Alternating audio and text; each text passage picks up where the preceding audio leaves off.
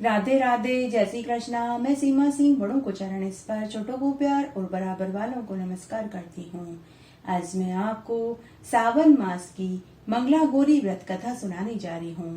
मंगला गौरी व्रत सावन मास में जितने भी मंगलवार आते हैं उस दिन मंगला गौरी व्रत किया जाता है। इस दिन माँ गौरी का पूजन किया जाता है। यह व्रत सुहागिन महिलाएं अखंड सौभाग्य की प्राप्ति के लिए करती है। पूजा से पहले स्नान करें, उसके बाद एक पाटे पर लाल और सफेद कपड़ा बिछाकर सफेद कपड़े पर चावल की 9 ढेरी और लाल कपड़े पर गेहूं की छोटी छोटी 9 ढेरी बनावें। उसी पाटे पर थोड़े से चावल रखकर गणेश जी की मूर्ति स्थापित करें।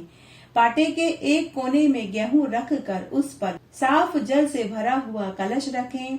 एक आटे का चौमुखा दीपक जलावें। 16 अगरबत्ती जलाकर के पूजन करें। सबसे पहले गणेश जी का पूजन करें, फिर जल से भरे कलश का पूजन करें, फिर मिट्टी के सकोरे में गेहूं का आटा रखकर उस पर सुपारी रखें। जो भी दक्षिणा हो उस आटे के अंदर दबा कर के रखें। उसके बाद चावल की 9 ढेरियों का पूजन करें। इन्हें षोडश मातृका कहा जाता है। इन पर केवल जनेऊ नहीं चढ़ाई जाती है। बाद में मंगला गौरी की मिट्टी की मूर्ति बनाकर एक पाटे पर बिठा दें। मूर्ति को जल, दूध, दही, घी, शक्कर, शहद का पंचामृत बनाकर स्नान करावें। उसके बाद उन्हें कपड़े पहनावें, श्रृंगार का सामान चढ़ावें। 16 प्रकार के फूल, माला, पत्ते, फल, पंच मेवा चढ़ावें। 16 आटे के लड्डू और दक्षिणा के रुपए चढ़ावें। आटे का चौमुखा दीपक बनावें और 16 बत्ती लगावें। कपूर जलाकर आरती करें, कहानी सुने। 16 लड्डुओं का कल्पना निकालकर सासू माँ को पैर छू कर देवें। इस दिन एक ही अनाज का भोजन किया जाता है। इस व्रत में नमक वर्जित है। दूसरे दिन मंगला गौरी की मूर्ति का जल में विसर्जन करें। मंगला गौरी के ये व्रत 16 और 20 मंगलवार जब पूरे हो जाएं, उसके बाद उज्जमन किया जाता है। आइए अब हम मंगला गौरी व्रत की एक पौराणिक कथा सुनते हैं। बहुत पुरानी बात है। एक नगर में एक सेठ सेठानी रहते थे। सेठ सेठानी के पास धन दौलत की कोई कमी नहीं थी। हाथी, घोड़े, ऊंट, नौकर, चाकर, बंगला सभी कुछ था। लेकिन फिर भी वे हमेशा उदास रहते थे, क्योंकि उन्हें एक ही दुख सताता था कि उनकी शादी को अनेक बरस हो गए थे, लेकिन उन्हें औलाद सुख की प्राप्ति नहीं हुई। एक दिन सेठ जी के घर पर एक साधु महाराज आए। सेठ सेठानी ने साधु महाराज का खूब आदर सत्कार किया और अपना दुख कह सुनाया। तब साधु महाराज ने संतान के लिए उनको माँ पार्वती का तप करने को कहा। यह सुनकर सेठ जी बहुत खुश हुए। दूसरे दिन से ही सेठ जी मंदिर में जाकर माँ पार्वती का तप करने लगे। तपस्या करते करते अनेक समय व्यतीत हो गया। तब सेठ जी के भक्ति भाव से प्रसन्न होकर माता पार्वती जी वहां प्रकट हो गई और सेठ जी को वरदान मांगने को कहा। सेठ जी ने माता पार्वती जी से पुत्र होने का वरदान मांगा। माता पार्वती जी ने सेठ जी से कहा कि हे वत्स, तेरे भाग्य में संतान सुख नहीं है, फिर भी तेरी भक्ति देखकर तुझे मैं 21 वर्ष तक जीवित रहे ऐसा पुत्र, या फिर विवाह होते ही वह विधवा हो जाए ऐसी पुत्री, इन दोनों में से तू जो भी चाहे वरदान मांग सकता है। माता पार्वती जी की बात सुनकर सेठ जी असमंजस में पड़ गए। बहुत सोच विचार करने के बाद सेठ जी ने 21 वर्ष तक जीवित रहे ऐसे पुत्र का वरदान मांग लिया। माता पार्वती जी ने वरदान देते हुए कहा कि हे वत्स, मेरे मंदिर के सामने एक आम का वृक्ष है। उस वृक्ष के नीचे एक चबूतरा है जहाँ गणपति जी विराजमान हैं।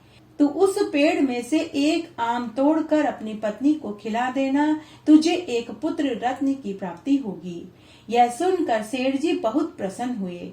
उन्होंने माता पार्वती जी को प्रणाम किया। तभी माता पार्वती जी अंतर्ध्यान हो गई। उसके बाद सेठ जी मंदिर के बाहर आए। उन्हें वहाँ आम का एक पेड़ मिला। उस पेड़ के नीचे चबूतरे पर गणेश जी विराजमान थे। आम पेड़ पर बहुत ऊंचे थे, सेठ जी चढ़ नहीं सकते थे। सेठ जी ने आव देखा न ताव, उन्होंने आम को गिराने के लिए पत्थर फेंकने लगे। उन पत्थरों में से एक पत्थर गणपति जी की मूर्ति को जाकर के लगा। तभी गणपति भगवान क्रोधित हो गए और सेठ जी को शाप दिया कि हे स्वार्थी मनुष्य, तू अपने स्वार्थ के कारण मुझे ही पत्थर मार रहा है।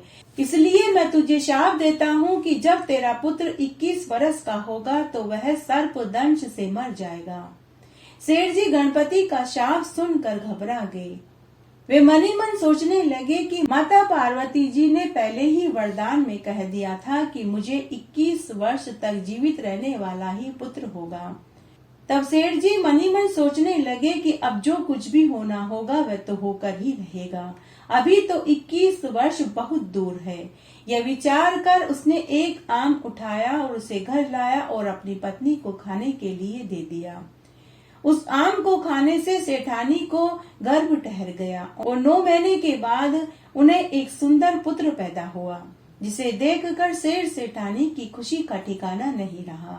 सेठ सेठानी ने अपने बालक का नाम भोला रखा। सेठ सेठानी ने अपने पुत्र के लाड़ प्यार में कोई कोर कसर नहीं छोड़ी। इस तरह समय व्यतीत होने लगा। धीरे धीरे भोला 20वें वर्ष में जा पहुंचा। तब एक दिन सेठानी ने सेठ जी से कहा कि हे स्वामी, अब हमारा पुत्र 20 वर्ष का हो गया है। मैं अपने पुत्र का विवाह देखना चाहती हूँ। तब पुत्र के विवाह हेतु सेठ जी अपने पुत्र को लेकर बाहर गांव में गए। चलते चलते बहुत दूर तक पहुँच गए। तब उन्हें गांव के बाहर एक तालाब दिखाई दिया। दोनों पिता पुत्र को भूख प्यास सताने लगी तो वे वहीं बैठकर के भोजन करने लगे। इतने में ही उसी गांव की 2 कुंवारी लड़कियां तालाब पर कपड़े धोने आई। कपड़े धोते समय वे दोनों आपस में बातें कर रही थी। उसे पिता पुत्र भी सुन रहे थे। उनमें से एक लड़की का नाम कमला तो दूसरी का नाम मंगला था। कमला बोली कि अरे मंगला, तू भी मंगला गौरी का व्रत क्यों नहीं करती? मेरी माँ ने कहा था कि जो भी मंगला गौरी का व्रत करता है उन्हें अखंड सौभाग्य की प्राप्ति होती है और पति की आयु बढ़ती है। तब मंगला बोली कि अच्छा ऐसा है तो मैं भी इस व्रत को करूंगी। कमला की बात सुनकर सेठ जी मन में विचार करने लगे कि जो इस लड़की से मेरे पुत्र का विवाह हो जाए तो मेरे पुत्र की आयु बढ़ सकती है और 21वें वर्ष में मेरे पुत्र के साथ होने वाली अनहोनी को मैं टाल सकता हूँ। उसके बाद दोनों पिता पुत्र कमला के पीछे पीछे उनके घर जा पहुँचे। जानकारी लेने पर पता चला कि कमला के पिता भी बनिया ही हैं।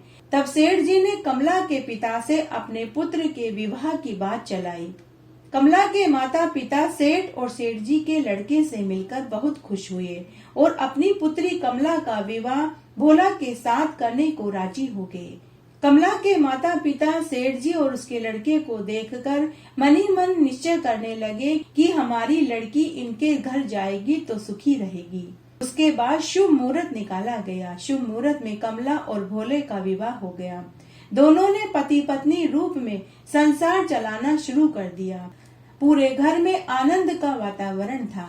शादी के बाद भी कमला मंगला गौरी का व्रत पूरे नियम धर्म से करती रही, जिससे माँ पार्वती एक दिन कमला को स्वप्न में दर्शन देकर बोली कि हे बेटी, हे पुत्री, मैं तेरे व्रत से बहुत प्रसन्न हूँ, लेकिन तेरे पति की आयु बहुत कम है। अगले मंगलवार को एक सर्प तेरे पति के प्राण लेने आएगा, लेकिन घबराने की कोई बात नहीं है। इस सर्प के लिए तू पहले से ही शक्कर वाला दूध रख देना और एक खाली मटकी भी रखना।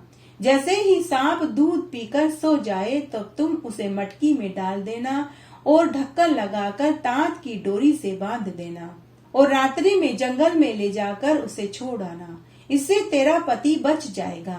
कमला ने यह बात घर में किसी से नहीं कही। मंगलवार के दिन माँ पार्वती के कहे अनुसार कमला ने मीठा दूध भर कर रखा और खाली मटकी ले आई। तब अर्धरात्रि को एक काला सांप आया। सांप ने जैसे ही दूध देखा तो उसे पीने लगा। दूध पीते ही सांप को नींद आ गई।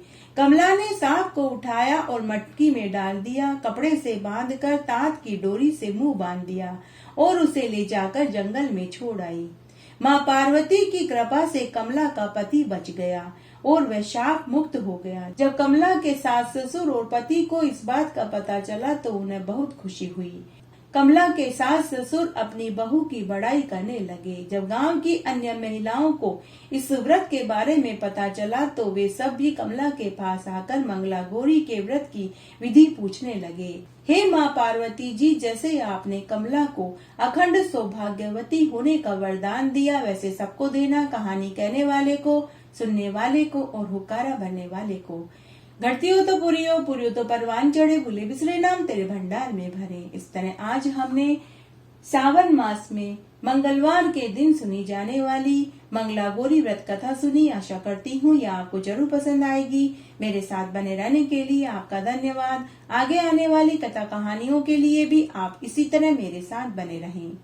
धन्यवाद।